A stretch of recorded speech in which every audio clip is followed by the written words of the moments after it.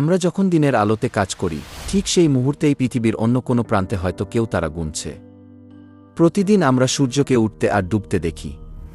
কিন্তু আপনি কি জানেন, পৃথিবী আসলে সেকেন্ডে প্রায় 460 মিটার বেগে ঘুরছে। এত দ্রুত ঘোরার পরেও কেন আমরা পড়ে যাই না? আর এই ঘূর্ণনই বা কিভাবে আমাদের দিন আর রাত উপহার দেয়? আজকের 10 মিনিটে আমরা পৃথিবীর এই মহাজাগতিক নাচের গভীরে যাব।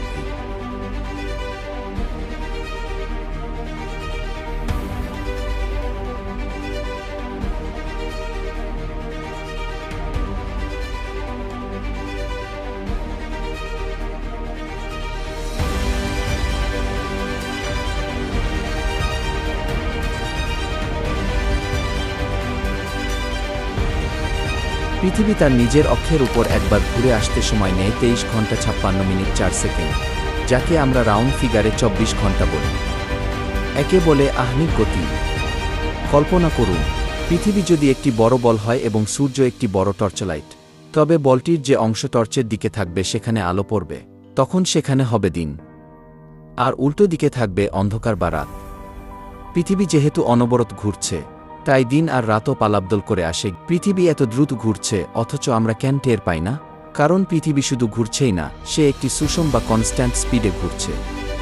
ঠিক যেমন একটি দ্রুতগামী বিমানে বসে থাকলে আপনি গতি অনুভব করেন না, কারণ বিমানের সাথে আপনিও একই গতিতে চলছেন। তাছাড়া পৃথিবীর বিশাল মাধ্যাকর্ষণ শক্তি আমাদের মাটির সাথে আটকে রেখেছে, তাই আমরা পড়ে যাই না। আপনি কি খেয়াল করেছেন শীতকালে দিন ছোট হয় আর গ্রীষ্মকালে দিন বড়? এর কারণ হলো পৃথিবীর অক্ষটি সোজা নয়, বরং অর্ধ 23 ডিগ্রি কোণে হেলে থাকে। এই হেলানো অবস্থানের কারণে বছরের বিভিন্ন সময় পৃথিবীর উত্তর বা দক্ষিণ গোলার্ধ সূর্যের দিকে ঝুঁকে থাকে।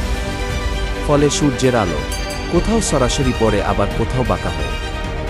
আর এভাবেই তৈরি হয় দিনরাতের সময়ের পার্থক্য এবং ঋতু পরিবর্তন।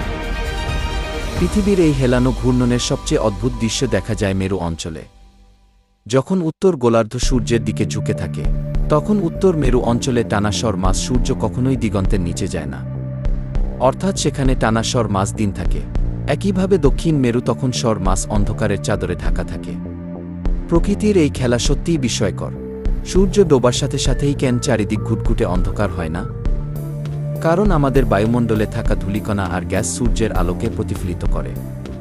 এই বিচ্ছুরণের কারণেই আমরা সূর্যোদয়ের আগে হিসা আর সূর্যাস্তের পর গোধূলির মায়াবী আলো পাই। দিনের পর রাত আর রাতের পর দিন, এই সুশৃঙ্খল আবর্তন আমাদের জন্য এক মহান করুণা। পবিত্র কুরআনে আল্লাহ তাআলা বলেন, ইন্না ফী খালকিস সামাওয়াতি ওয়াল আরদি ওয়াখতিলাফিল লাইলি ওয়ান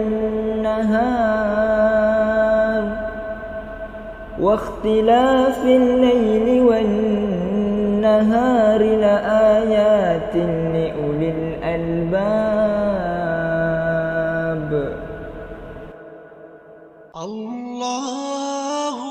নিশ্চয় আকাশমণ্ডলী ও পৃথিবীর সৃষ্টিতে এবং দিন ও রাতের পরিবর্তনে জ্ঞানবানদের জন্য নিদর্শন রয়েছে। বিজ্ঞানের এই নিদর্শনগুলো নিয়ে ভাবলে আমাদের চারপাশের জগৎটা আরও সুন্দর হয়ে ওঠে। ভিডিওটি ভালো লাগলে লাইক দিন এবং এমন আরও তথ্য জানতে সাবস্ক্রাইব করুন। সায়েন্টিস্ট, দেখা হবে পরের ভিডিওতে। আল্লাহ হাফেজ, ঈদ মোবারক। তুমি যে জব্বার, আমি তোমার না ফরমান বান্দা, বড়ই গুনাহ।